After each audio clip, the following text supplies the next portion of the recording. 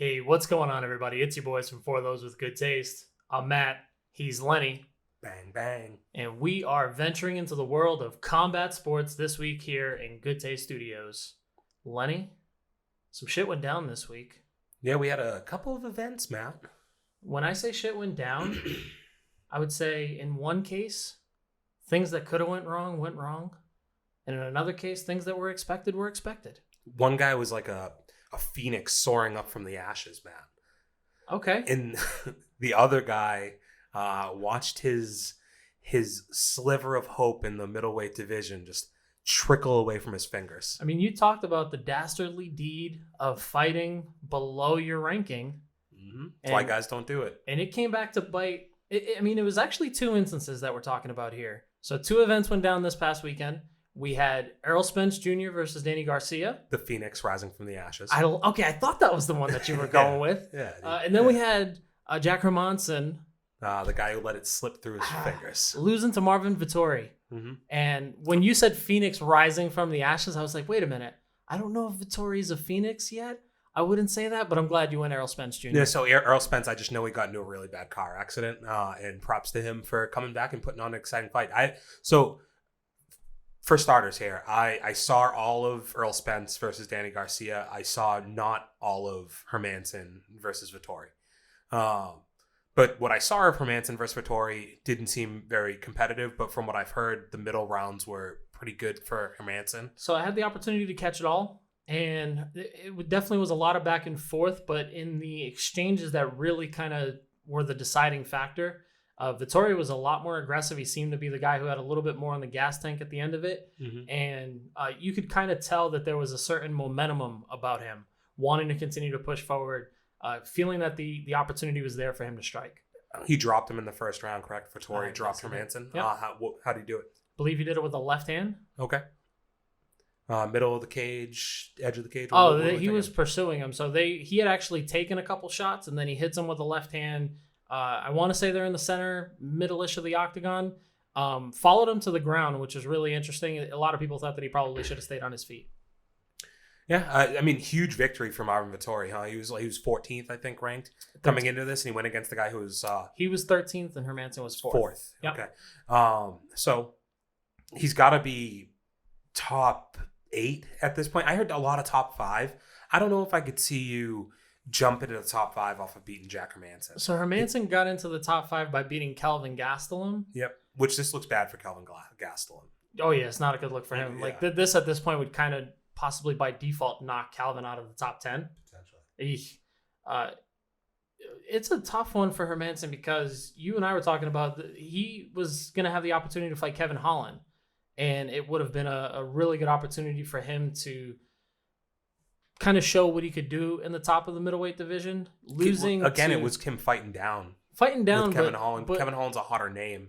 Hotter name, exactly. Vettori's biggest claim to fame, and he said this after the fight with some of his aspirations on where he wants to go now, is that he went to a split decision with Izzy. Yes. But your biggest claim to fame is a loss nonetheless. But he's really harping on that. So we'll see. He thinks he can get up into that conversation. I think he doesn't have a big enough name yet. He was cutting some mean fucking promos after the fight, though. They were pretty bleeped out, though. He swears more than me. Yeah, you're not really going to be able to use any of that for TV or promo purposes. One thing that could be used for promo purposes on the whole you wanting to be a fighter. Did you see the picture of Hermanson after the fight? Yeah. Broken eye socket. Yikes. He had a couple of different bones broken in his face.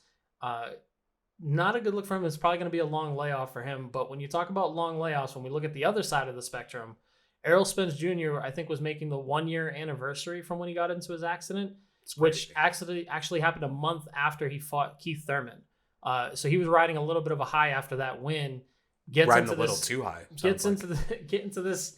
He was riding a Lamborghini. Yeah, I saw the pictures, and he's lucky to be alive. So. Lucky in every sense of the way, because... And it's amazing to fight, a year after that, No warm-up fight either, because Danny Garcia, you probably wouldn't know it from watching that fight because he was kind of waiting to pull the trigger. He was more counter-fighting. That's been his style his entire career, but he's usually faced more aggressive people. Danny Garcia is no slouch. No, he dude... There were moments where, Spence controlled basically the whole fight, but there were definitely moments in this that I was like, I was doing some other stuff while I was watching it. So in the middle rounds, I saw more moments from Garcia. I felt like that were like heavy punches being landed and stuff like that. That I was like, oh, he's kind of hanging here. He's keeping up. I'm glad you said that, because I wanted to ask you, because I know that you're not, a huge watcher of most boxing fights. Yeah. But when I told you to tune into this, what did you expect versus what you got? I know Spence is really good, and I know Garcia is tough. So, Spence reminded me of that, like, the style that the Diaz brothers have made famous in MMA is very based upon the style that I felt like Spence was fighting in, which is heavy volume, punches from a lot of angles. And I found that really enjoyable. He's definitely one of the, like, guys like him. And I really like Loma. And I think volume is a lot of that. Is like, I like seeing people can move really well, but I also see guys that don't necessarily hit one punch knockout power as much as can string together long combinations and keep going. And the gas tank's always there. And I was definitely impressed with that. Yeah, Errol Spence is really known for putting the pressure on fighters, and the commentary was leaning a little bit too much on, I think, his output. They were talking about how he's not landing as much as he usually does against most of his opponents. And yeah, I mean, he had a rusty fucking year, dude. Like, what do you... To say the least, and then you're coming back and you're facing a perennial champion in Danny Garcia, somebody who's fought, some really big names at that weight class. Amir Khan, he's fought in Mike Alvarado. He's fought in a lot of people at that weight class. Errol Spence Jr., I hit on Instagram about this, was lining up an opportunity to fight Terrence Bud Crawford, who right now is number one pound for pound. It's going to be a hell of a fight, huh?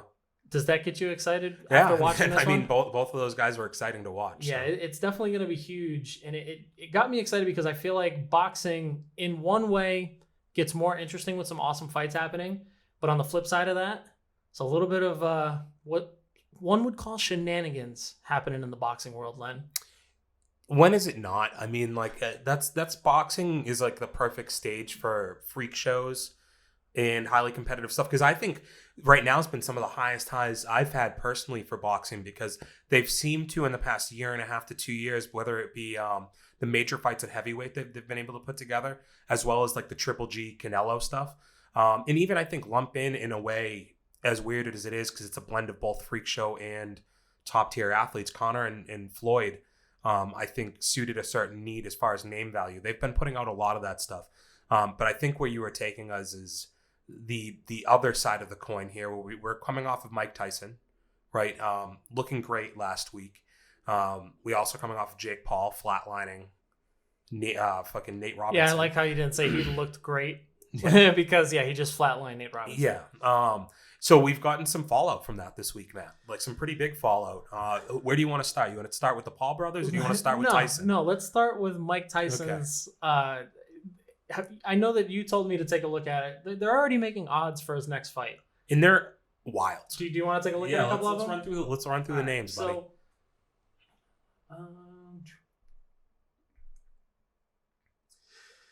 There's some big names on here. The very first one that comes up, of course. The heavy favorite makes the most sense. There was never going to be a doubt. Evander Holyfield. He kills Evander.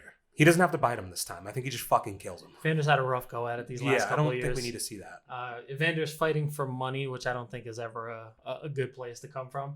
Lennox Lewis. I think Lennox might fuck him up. I don't want to see Lennox leave the booth. No? Lennox is fantastic. You like him in the booth? Love him in the booth. Okay. He's pinpoint accurate and always manages to get a little jab in at every fighter, no matter who it is. It's fantastic stuff. So who do you think wins, though? I think I'd say Lennox. He beat him the last time, though. He beat him the last time. He's the younger guy. Yeah. And I do think Lennox, behind the mic, that guy's in great shape. Yeah.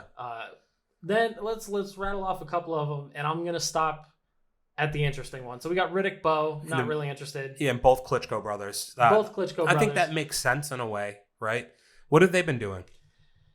Not boxing. Yeah, so, just fucking supermodels and shit, right? Yeah, I mean, they pretty much are Putin's personal bodyguards at this point over in Russia. Probably not a bad gig if you're a Russian citizen. No, I'm sure they're enjoying themselves. I don't think they get pulled out to fight Mike Tyson. Especially, you're not speaking the same language. There's going to be some hard times. Daniel Cormier. It's a little interesting. I don't know where that name came. Like, is that, you know what's so crazy, man? That name is so out of place that it's almost like, it almost makes sense. Is it happening? Like, well, it's almost like, has there been, does somebody know that there's been some conversations about, hey, who could we have him fight?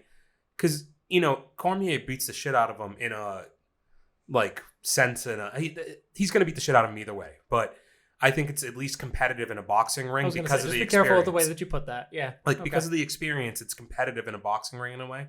But I still think Cormier is a competent enough boxer, and he's still at his physical prime in a way. Don't let him get him in the clinch.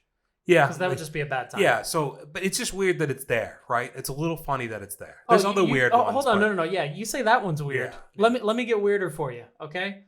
Right now, they think that he should fight Tyson Fury or Anthony Joshua. Tyson Fury just beat the shit out of the modern day version of Mike Tyson. I just named the number 1 and 2 heavyweight boxers in the world. Outside of, if there was a style matchup that I would say like Mike Tyson shouldn't get involved in, you just sent like the guy who's basically Deontay Wilder is the modern day Tyson, right? Yep. Tyson's maybe a better technical boxer, but in terms of just power and like fierce striker. When you talk about somebody who strikes fear in any round, it's Deontay Wilder, but absolutely great point there. And then Anthony Joshua, I just imagine would box circles around Tyson as well at this point. Why would you have two guys in their prime at his same weight class fight him? That's insane. But it gets weirder. Yeah, these two ones are even worse because this is the freak show on. Freak show headline by Conor McGregor and Logan Paul. Seriously, this is what we're doing boxing. You're making me look bad here. Like, Conor's fucking 50 pounds less. And look at the odds. The odds are insane. 70 pounds probably less. Yeah, the odds are insane. Well, because it's not going to happen, right? That's just the way for them to try and get money, right? Like, you put out odds like that, like anybody's fucking betting on that is insane. That's the game of that's the game of the name. That's the name of the game. The thing about that list though is I don't want to see Tyson fight any of them actually. And I said last week that I'd see it again. I'm pretty sure, but I look at that list and none of that is all that appealing. I don't know. Find better names than that for me. Give me Bernard Hopkins before you. And so even then, because Bernard Hopkins was healthy at like 50 years old. Well, I think Bernard Hopkins could probably do it. But he's too light, isn't he? Is Bernard Hopkins? No. Bernard was up there at he was fighting at light heavyweight, which I'm sure if he's not in the gym every day, he's put on at least 15 or 20 pounds. I'm sure he could get in there. Sure. Catch weight me. It's an exhibition. Don't give me shit about weight. The crazy thing is, none of those names are as silly to sound together as the next fight that the boxing has put together. Are you talking about the guy who's on the end of that list, Logan Paul? Yes. Being booked to fight in an exhibition against Floyd Mayweather. Floyd Mayweather. Con artist, Floyd Mayweather. Man, this one to me, I don't know. I don't want to say it pisses me off, but this is where I say everyone's talking about Conor McGregor not having a right being in there with Floyd Mayweather. To anyone who doesn't know, Logan Paul isn't the guy who just knocked out Nate Robinson. No. Okay? Nope. That was Jake Paul, and Jake Paul, for all intents and purposes, is a better boxer than his brother Logan. Okay, can we say something positive about Logan Paul? He beat KSI. No, he didn't actually. You're wrong about that. But he did land a great uppercut. Oh no, yeah. They drawed in the second fight. He lost the first one. Yeah. But he lands a beautiful uppercut in the second one. That's what I was going to say as far as a nice thing to say about him. He does land a nice uppercut. That's the only thing I have nice to say here. So my nice thing to say was I feel like he should have beaten KSI. Yeah, well, he did beat him. There was just he got penalty points. Yep, he got a point taken away. Yeah, 2 of them, I believe. Yeah. But either who cares? So it wasn't a real fight. Matt, you're from New York, right? Yeah, we out here. Are you familiar with that game where it's like they have the three queen the cards and like it's Follow the Queen? Yeah. That's three card stud. Yeah, this is fucking, or it's 3-card Monty. 3-card Monty, yeah. So that's Floyd Mayweather. Like, he's just out here telling us to follow the fucking queen, and he's just moving it everywhere because he's just a con man, gypsy, fucking thief. You can't use the G word, dude. No, that's Tyson Fury would get upset. You can't say that. My bad, guys. Sorry to the gypsies who watch us. Floyd Mayweather is a con artist. He has figured out a way to make a couple more millions to fill in the bank. People are going to think that this is real, first of all, because there's no way it's real. Like, Logan Paul's not going to get knocked out. And if he doesn't get knocked out, what are we watching it for? Again, it's an exhibition. So you say that. but Mike Tyson versus Roy Jones was an exhibition for all intents and purposes. Yes, but Same concept. You're talking about two guys who know how to not like get hit and hurt each other. Well, like they knew how to hurt each other to a point, but there was like a line that they kept it behind. Yeah, I don't think Logan can hurt Floyd if he tried. And I think this is an opportunity for Floyd to show that he's such an artist in the ring that he can make an amateur look good. Was I'll get into that in a second. Was Floyd versus Tenzin Nakazawa an exhibition? It was supposed to be, yeah. Okay. I mean, so he knocks him out. I don't know if it officially was, but he knocks him out in like the second round. I think it was the first round. I'm pretty sure it was the first round he knocks him out. And if Floyd, that's the only way I accept this, right? If Floyd goes out there and knocks a guy out who's 50 pounds heavier than him in one round, I might be entertained by that. If this is the same way that they say Floyd carried Conor to 10 rounds, if I need to watch this guy go 6 rounds with Logan Paul, it's a joke. It kind of ruins Floyd's legacy in a way to me too. Like for what Floyd's legacy is at this point, right? Okay, yeah. For what's left of it, the man's broke. That's his legacy. We don't need to he's say fucking it. broke. It's fine. He's man. like there's no way. And at the same time, I say he's broke. But if he fights for fucking 3 minutes and gets paid $40 million the same way he did go to Japan, like he'll be right back here doing it again next year. Yeah. You think $40 million is enough to sustain? Come on, man. We've been here already. Why are people going to watch this? People will though. That's not really a debate. The size doesn't even matter here. That's the thing about this is that like for the size to be interesting, you would have to put a competent boxer across from Floyd. Not a guy who's boxed like twice and he's trained probably a total of a year in his entire life, right? To me, this is the equivalent of maybe Floyd fighting Antonio Margarito for boxing fans. Margarito was one of the biggest welterweights, ended up finishing his career at like 160, 170 pounds. Logan Paul is still 20 to 30 pounds heavier than that, which is insane. So if you really like head movement and you like to see somebody put on a defensive clinic, I think Floyd's going to go out there and make this dude look like a fool, swinging all at air. Because, right, like, can you see a world where Logan Paul... What's the over-under on him landing 10 punches? Impossible. Under? Way under. Okay. I think he lands like 3. You know what, Lenny? I don't want to spend too much time talking about this because we don't even really know if it's going to happen. There's no details. We ain't got a place. Nothing. So... what I will talk about is something that did go down is former UFC middleweight, Yoel Romero got the boot. Yeah, he's being treated like a bad stock, man. He just keeps dropping. Yeah, it's just sell. Sell. And unfortunately nobody's buying. And he got sold out by the UFC. Now, according to Ariel Helwani, he's getting sold out by Bellator, by Rizin. Ryzen? Like, Rizen's not even... Ryzen. Nobody even knows what that is. And yet somehow they're throwing disrespect on Yoel Romero's name. I think they're trying to let everyone know that, hey, nobody even knows about us, but we don't want Yoel Romero. Kind of gives you an idea of what his market share looks like right now. And it's kind of tough because he's coming off of what? 4 losses? 4 straight. Four straight. But that's not great. They're legit losses. Mm-hmm. You could say he kind of won the Botticina fight. I agree. I think he did. I think some people would say that. He didn't come off looking good after that fight, but some could say that he won that fight. He also could have taken either one of the Robert Whittaker fights. Take your pick. Yeah. Not really sure which Toss one. Up. Sure. But he definitely didn't beat Izzy. No. It definitely wasn't a good fight. No way, shape, or form. And in his eyes, he hasn't lost any fights. But in this battle... Winner's mentality. But he's... Let's unpack this real quick, Matt. Okay. Right? Let's look at it from the angles. So if you're the UFC, why do you want to be out of the Yoel Romero business? If I want to be out of the Yoel Romero business, because if we're looking at profit margins, this man gets paid almost $1 million. Little under. I'd say about $800K just to show up. Yeah. Like he's not one of those fighters that's making more if he wins, he's taking more if he loses, or takes less if he loses. They know that they're gonna have to fork over $800K every single time he shows up. And the unfortunate part is he's not really drawing in pay-per-view buys. He's a good guy to have on a card, but yeah, you're right. You can't headline a card with him. You could headline like a free card, I suppose. But. Yeah, give me a UFC fight night. Sure. Yeah. I think the issue is that he's so good, though. where he's such a unique matchup that he's going to beat a lot of guys. Yeah. Right. He has experience that a lot of guys don't. He's fought at a championship level for a while now, even though he's been older in age since he started in the UFC.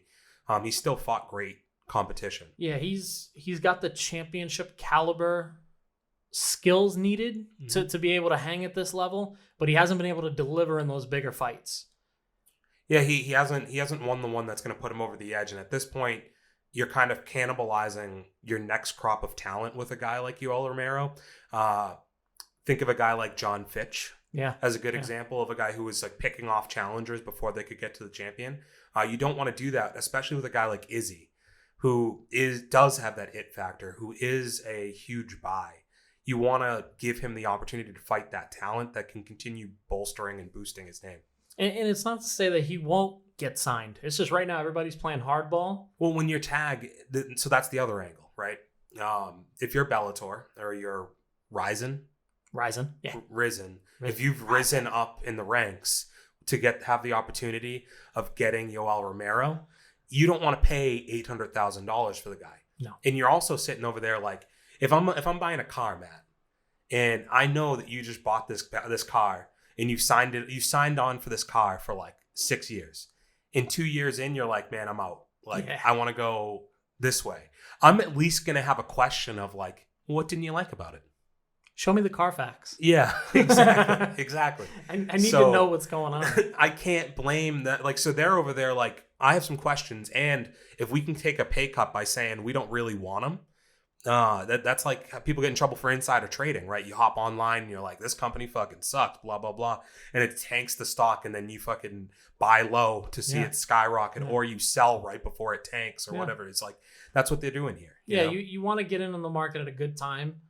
And Yoel Romero, you said it yourself, he had 3 fights still left on his contract. Mm-hmm. You got to wonder what was the factor that led to him being released. And if you're an organization like PFL, you're not paying out the nose to sign a guy like Yoel Romero. Yeah, for a multitude of reasons. For one, you don't have it. For two, it's also just who does he fight that justifies the price tag. You're also in the same boat when you're that company where you want the ability to build some stars, and you're not building a 43-year-old guy. Truthfully, like, and on top of it, he probably doesn't fit in a PFL because don't they fight multiple times, like on a schedule? Yeah, they have like this tournament style where the majority of their pay is coming if you win that big one. Mm-hmm. He doesn't fit the caliber. He's really old, man. We've got to address the fact that this man, as explosive as he is, as talented as he is, his legal age is probably 53. He's got like a little bit of Bo Jackson in him though. Explosive. Herschel Walker. Explosive. Yeah, like they can do it. Like Herschel Walker was explosive till he was fucking 60. He probably still is, right? He's still explosive. And like Yoel Romero is going to be able to like throw a mean overhand, do a like jumping knee, and shoot a mean double until he's at least 65. And he'll still be hitting backflips. Yeah. Well into his 60s. Impressive. It's a tough one for him because you're not really sure where he goes from here. I think Bellator is going to be where he ends up. I think it is as well. Yeah, they play hardball until they're able to get him at a cut rate deal. And who knows, maybe he headlines that division for the next couple of years. Yeah, he can definitely pick off some... Yoel Romero versus Gegard Mousasi? Well, I was thinking in Bellator, and that sounds great. I think Gegard might beat him, so maybe don't do that. But that's the one guy you've actually mentioned that quickly that could beat him. Because I think outside of that, he kind of could do that Ryan Bader thing where he's always cutting a lot of weight to go to 185. I could see him fight at 205 in Bellator. And do all the juice. And I could also see him fighting a Ryan Bader. I could see him fighting fucking Fedor. Like, I could see that being a thing that you do. Don't you start teasing me with all this. There's some opportunities. Bellator is the one person, like the one company that can cash in on what Yoel Romero is. Like, he could be cool in Japan, but the stage isn't big enough to me. It's not big enough. No. He could go to PFL, but the stage isn't going to fit what he is. Bellator fits what he is. Yeah, retirement home. More boxing Mike Tyson. I don't think I want to see that. No. But you know what I do want to see. This weekend we got UFC 256, buddy. Closing the year with a pretty big event.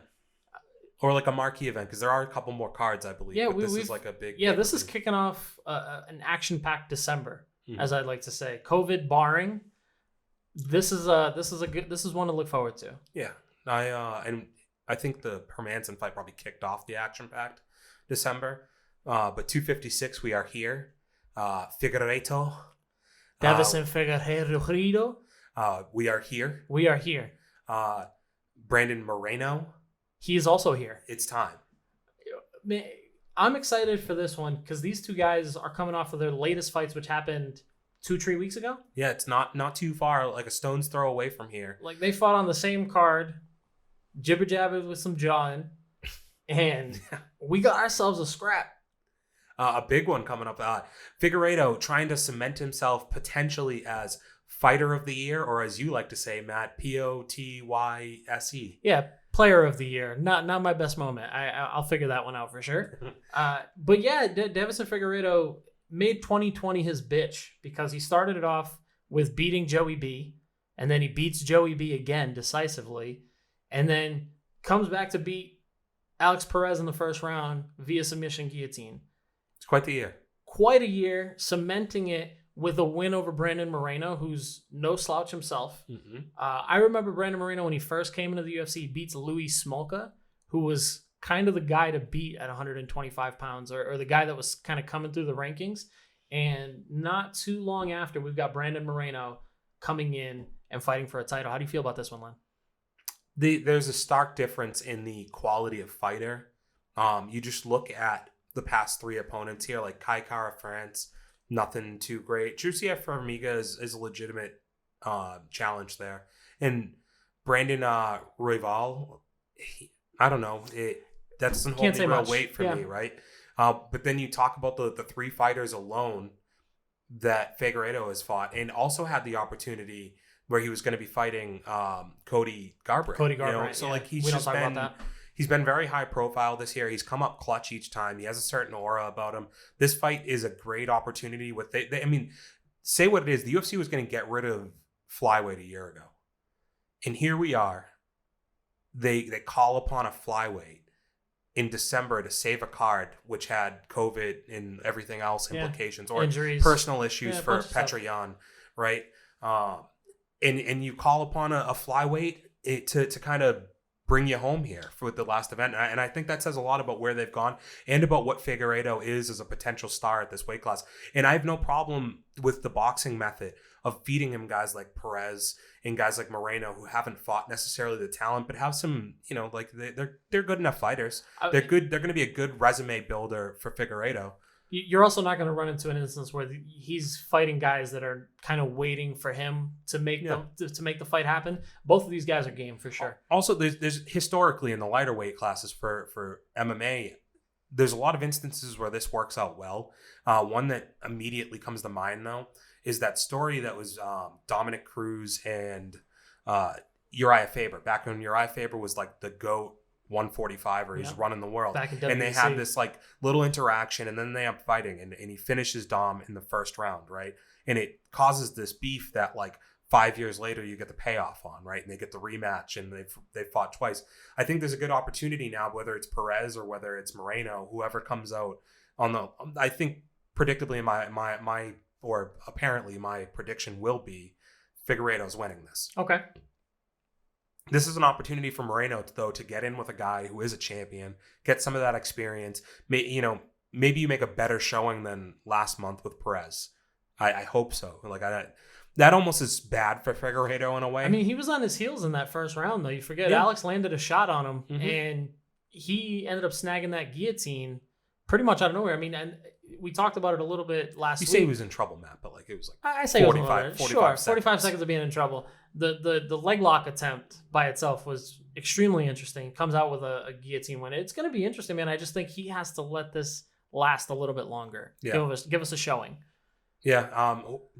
Where are you kind of landing on this? I'm on the guys whose name I can't really pronounce that well. Okay. Figueiredo. You're with it, Davidson. You can always just say his first name. I'm taking Davidson. That's probably easier. To your point, I just think he's on another level, and he's riding a lot of momentum going into this fight to close out the year, and a very impressive year for him. I think he beats Brandon Moreno, but I don't think this is the last we've seen of Brandon Moreno. Definitely not. He's too young. Too talented. This weight class has a good future ahead of it. I think Figueiredo gets a finish. Yes, here. I think so as well. It's in the first 3. We have the odds here. Like, it's 3-1 favorite for Deiveson. That's a fair line, I would say here. I would be interested in the over/under on the rounds, but if I had to choose, it's probably like 3.5 is what I'd put on it. This guy's explosive. I'd be interested in the under if it's a favorable odds on the under there. Yeah, it'd be really interesting, but I'd be lying if I said that this is the reason why I'm tuning into UFC 256. No, it's a big reason for me, but I guess I could see where there's some name value in the co-main here. I'm interested in seeing how Tony Ferguson is going to respond after his devastating loss against Justin Gaethje. And he's taken on Charles Oliveira, which, if you're not familiar with him for casual MMA fans, owns the record for most submissions in the UFC. Exciting guy. He's kind of taken that next step in this past few fights, and this is a huge opportunity for him. Right off the bat, I look at this fight, and if this were a year ago, I say Tony Ferguson comes out on top, no problem. Because I think if it goes to the ground, not many people are beating Tony Ferguson on the ground. Maybe this is one guy that could do it. But if this stays standing, Tony Ferguson is extremely devastating on the feet and is known for rearranging people's faces. The first round is going to be interesting here from a stand-up perspective because Tony Ferguson, and I'm going to probably say this more than once here, is willing to throw himself into the fire, right? And we definitely said this when he fought Justin Gaethje as well. The way I kind of see this is Oliveira has some chops on his feet, and he hits kind of hard. He has some unique striking.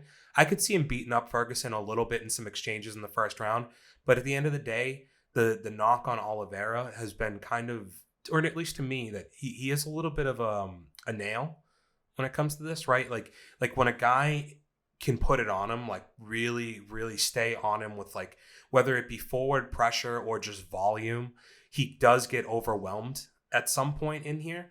And even furthermore, when I say play with fire, Tony Ferguson, I don't think necessarily wins this on the feet. I think what he actually ends up doing is pressuring him into the cage, putting some heavy volume on him, standing up, and then taking him down. And just, I think he'll beat him up from his guard, probably. You said very interesting that Charles Oliveira is okay with being the nail. Not that he's okay, but he's usually in some instances being the nail. But legitimately, like, there's guys that accept that in a way, right? And in being a jiu-jitsu player at the level that he is, I think it makes it even easier sometimes. Yeah, because you want to get to that position. You feel comfortable there. You feel comfortable there. You're a lot less surprised by anything that's going to happen in that realm. To me, from the outside perspective, Charles Oliveira, in fights that he has won, you've seen him kind of overcome a certain level of how would you say, adversity. But in the times that he's lost, it almost seems that not only is he overwhelmed from a physical perspective, he's broken pretty easily in some instances when he's fighting some of the craftier veterans. Tony Ferguson's exactly that. Yeah, you think about and I don't know if we have his record pulled up here, but off the top of my head, like the Cerrone fight is one that stood out. I was thinking Jim Miller. That's another one there. Yeah. Where are we? So Paul Felder. So this is Charles Oliveira here. Yep. Yeah, Paul Felder's another one where it was kind of like that. Yeah. And you know what I'm thinking? The Jim Miller one, he won his most recent one against Jim Miller, but I'm talking about that very first one back in 2010. Yes. Where a lot of people were talking about how he was the next up and comer. It took a while for him to kind of take advantage of it. You know, the other one I was struggling to remember was Jeremy Stevens. Yes. Okay. And that was a big one where like that. What is Stevens? Stevens is a guy who like likes pressuring you. He likes really beating you up. You can call that man a hammer. Yeah, and he beat him up to the body and stops him to the body. I thought he stopped him, but I guess he got a decision. No, he drops him multiple times. Yeah, he beat the crap out of him in the body. But when you talk about experience, Charles Oliveira was young when he got into the UFC, and he has fought the perennial who's who at 145 and 155 pounds. Coming up against Tony Ferguson, if we look at Tony Ferguson's, I click on his fight scheme. He's got it's so long. Too many. Yeah. Some would say too many. So many of them at UFC level too. At the highest level. I mean, aside from Lando Venata, which was a short notice fight for Venata, you're talking he's fought. Who he still finished, by the way. Yeah. He was in trouble in that fight too. I keep saying in trouble, but he definitely was in that one. Yeah. Josh Thompson, Edson Barbosa, RDA, Kevin Lee, Anthony Pettis, Donald Cerrone, and those are just the recent names. And they're all like, dude, what he beat Dos Anjos at Dos Anjos' peak and at his own game. He made Dos Anjos go up to welterweight. Yes. Like, no slouch, man. He is legit. And when I said, if you asked me this question last year, I had Tony Ferguson hands down. That Justin Gaethje fight, there's not a lot of people that can do that to Tony Ferguson, and being able to witness that, I don't know what's possible. I have to see him come back from that. It's the biggest moment at this point in Tony Ferguson's career, funny enough, because in a couple ways, really. First and foremost, what you're saying there, right? He's coming off the first loss in, what was it, like 5 years, 6 years? So he lost to Michael Johnson in 2012. 8 years ago. So 8 years between losses. He's coming off of that. So already mentally, we got to see him get in there, and we have to see how he performs. He's also a guy who's dealt with some health issues. So that's always going to be something you look out for, to make sure he has an interesting style. He trains kind of funny as well. How is he coming into the fight, right? And then the last thing for me here is he kind of, can he afford a loss here? And and he's been tied to Khabib for so long. Yep. And Khabib's gone now. So where does he go? Because if he loses this, he's either, I mean, he can keep fighting at 155, but he's going to be at the bottom of the top 15 there, and he's going to fight guys that don't have value to him. Or you're going to move up to 170, but you're going to be the small guy. I imagine he gets manhandled by Usman. Yeah. Yeah. So, I mean, I don't think he makes it past a guy like Colby Covington. I think Colby, with the pressure and just the sheer size, same style. You just got beat up by Justin Gaethje. There's a lot of pressure on Tony Ferguson here. With that being said, I'll go first on my pick. Yes, you will. I am gonna take Tony Ferguson. I'm gonna take him by bloody decision. Okay. And maybe it's 29-28. Maybe it's a 10-8 somewhere in there by Tony Ferguson because he goes off in the second round. You're saying there's going to be a war. But I do anticipate it being a fight of the night. But Tony Ferguson's made for that. So unless there's a lot of wear and tear on him from Gaethje, I have to see him winning this. I will ride with you on the Ferguson pick. But I see it maybe ending in the third round. I see them going to war for those 3 rounds, but I did make the mention of Oliveira being broken in his losses. And if there's one guy that can push you to the brink of breaking, that's Tony Ferguson. Yep, he's not going anywhere. It's the reason they call him the boogeyman, El Kukui, for a reason. So we have about 5 minutes left here, right? Let's run through a couple quick hitters on this card real quick, and we'll get out of here. Somebody who's always been popular on this show, Junior Dos Santos. Yes. He is taking on... I had just seen it. Come on. I hate myself for this. Killing it. Cyril Gane. Gane, Cyril Gane. Yeah, this is a huge fight, maybe a crossroads for JDS as well. 3 losses in a row to good guys. Yep. Don't get me wrong, but all finishes, right? Let's see if he can turn back the clock one more time, and if he does, retire, please. Don't want to see you get beat up anymore. If he doesn't, he's going to get cut. He has to, yeah. Right? Especially if you set the precedent that we've already talked about with Yoel Romero. So, in the 3 guys that you've lost to are all top 5 guys. If you're not fighting in the top 5, Cyril Gane is not. He's not. So, yep. This is a big one for him. I've said this already on this channel. I'm a JDS guy, so I'm going to pick him. JDS decision. Just because I love JDS, but I want him to leave. I have him losing 3rd round knockout. Okay, I was hoping he would leave on a win. Yeah, I know. I'm an asshole. Okay, and then is there any other? Ronaldo Jacare Souza is fighting Kevin Holland, which is huge. Holland was supposed to fight Jack Hermanson, caught the coves, and now has been pushed back to maybe a bigger fight in terms of name value with Jacare Souza, but a dangerous fight, a crafty guy. Well, the good news here is that neither one of them can catch COVID again because both of them have already had it. Lightning doesn't strike twice. Jacare having his first fight since being pulled from his original date. I want to say it was against Chris Weidman. Fighting for the first time since testing positive for COVID. Is this our first COVID fight? For Jacare? No, I mean like both guys have had it. I would. This is an antibody battle. If I dig deep enough. The antibody battle, dude. The antibody battle. Who do you got? I don't. Fuck. I'm gonna go Jacare. I'm gonna go Jacare, the fucking crocodile, dude. Jacare. But it's just I don't think Kevin Holland's ready. But I hope he's fucking ready. That's a guy I think can take the next step, and this is a really big opportunity, and I would love to see him win. But Jacare is a tough son of a bitch. Jacare is a tough son of a bitch, but he's on the last 9. I'm taking Kevin Holland in this one. Okay. Antibody battle, baby. Let's go. Anything else on the card that excites us? Last 2, we won't take too much time. Just want to shout you guys out. Shout out Cub Swanson making an appearance on this card. Yeah. Couldn't tell you who he's fighting, but good luck. Hopefully you get the win. Why don't you just go where it says UFC 256 on the top? I can find you have it on the tab. It's right on the here. tab, but like we have to look at the other fights. It's right here. Okay. Oh, fine. So we should have. No, it's right that one. The Wikipedia right next to it. Now. Jesus Christ. Daniel Pineda. Thank you. Jesus, I was just trying to get through it. Hanato Moicano's fighting on the card. That's huge. And then another big one for us, Mackenzie Dern. I'm picking her. Don't know who she's fighting, but she's winning.